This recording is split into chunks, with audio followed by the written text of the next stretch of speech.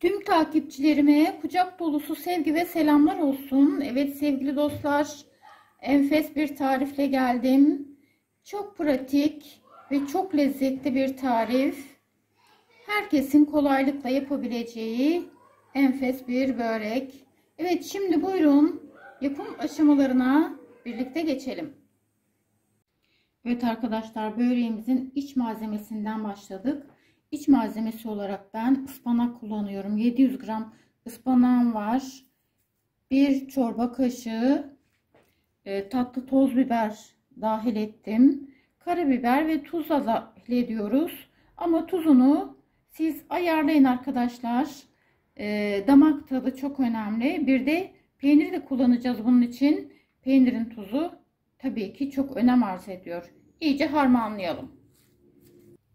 Evet, ben 1 çay kaşığı tuz, yarım çay kaşığı da karabiber dahil ettim. Evet, böreğimiz için 2 sos hazırlıyoruz. Öncelikle ilk sosumuzu hazırlayalım. Yarım çay bardağı su dahil ettim ve yarım su bardağı da sıvı yağ dahil ettim.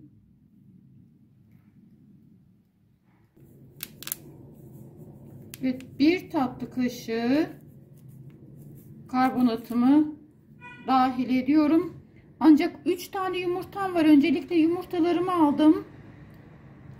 2 tanesinin sarısını üzerine ayırdım. Bunun da üzerine 1 tatlı kaşığı karbonatımı dahil ettim.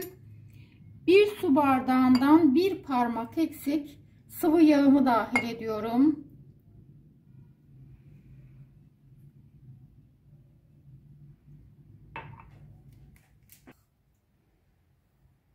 Ve 4 çorba kaşığı yoğurdumu dahil ediyorum.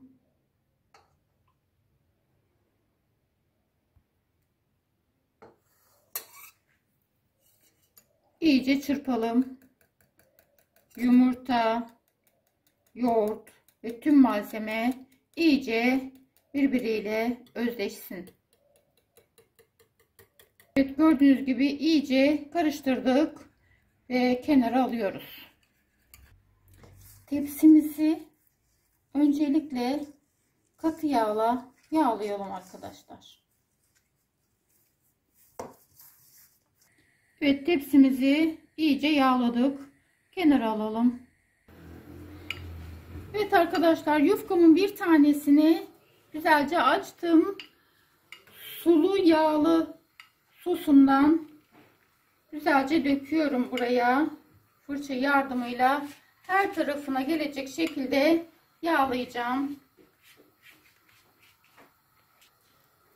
Evet arkadaşlar, sosumdan yağlı ve yağ ve su karışımı olan sosumdan yufkamın her yerine güzelce sürüyorum. Evet, iç malzememden her yerine yarısının her yerine yayıyorum. Bir yarısına koyacağız, bir yarısına koymayacağız arkadaşlar.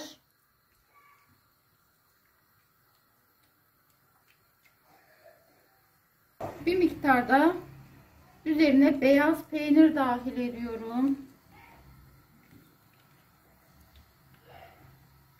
Hoş bir lezzet katıyor arkadaşlar peynir.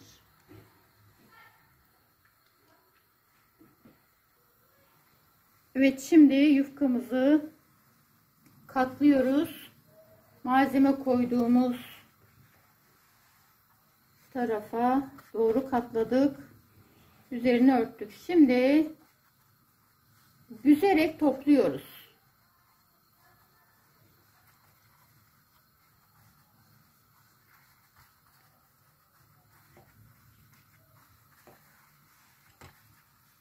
Evet, şu köşeleri, uçlarını arzu ederseniz kesebilirsiniz. Ama ben ziyan etmek istemedim. Kesmedim. Tercih sizin tabii ki. Kesmeden kullanıyorum.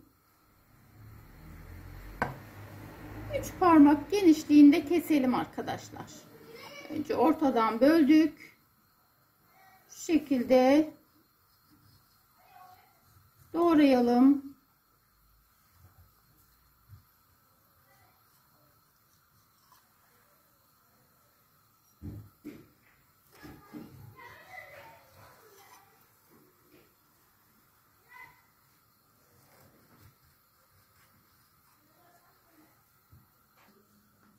Evet, yağladığım tepsime gördüğünüz gibi şu şekilde yerleştiriyorum.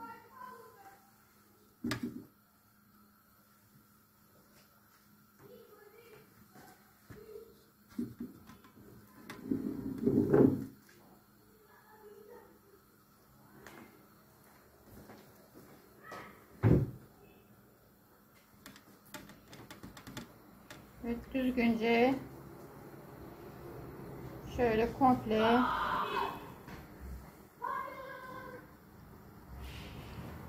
yerleştirelim. Evet arkadaşlar, son parçalarımızı da yerleştiriyoruz. Dediğim gibi kenarları sizin keyfinize kalmış. Arzu ederseniz kesebilirsiniz. Ama ben israf olmasın diye kesmedim. Onu da kullandım. Evet. Tepsim güzelce doldu. 4 yufka yeterli geldi arkadaşlar.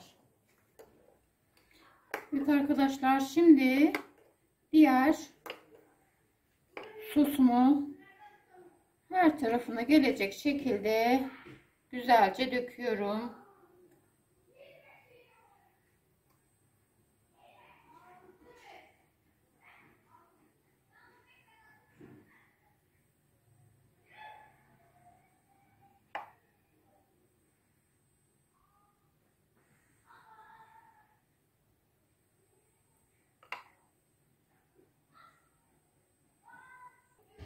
İki yumurta sarımı ayırmıştım üzerine.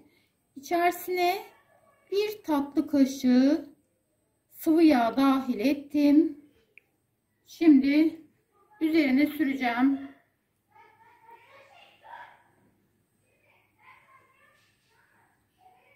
Evet, bu tarifi pek çok türünü bulabilirsiniz. Ben bu tekniği tercih ettim.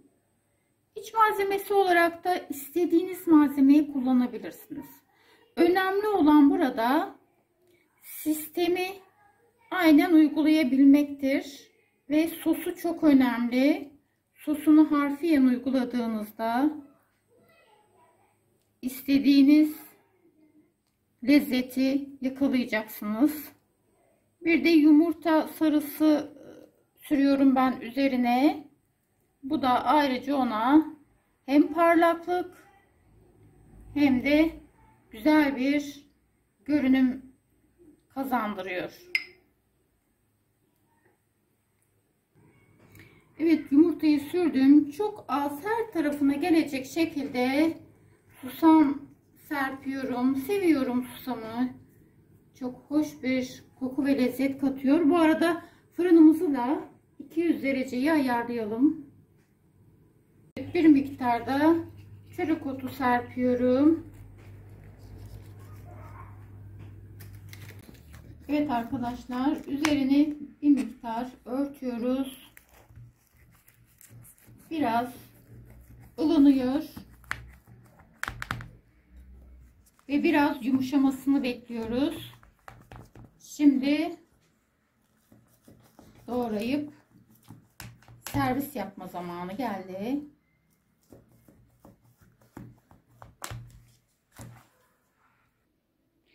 Evet, yumuşacık oldu böreğimiz ve çok lezzetli.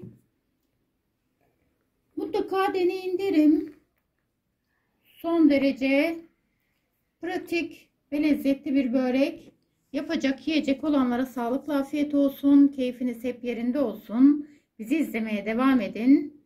Yeni tariflerimizden haberiniz olsun.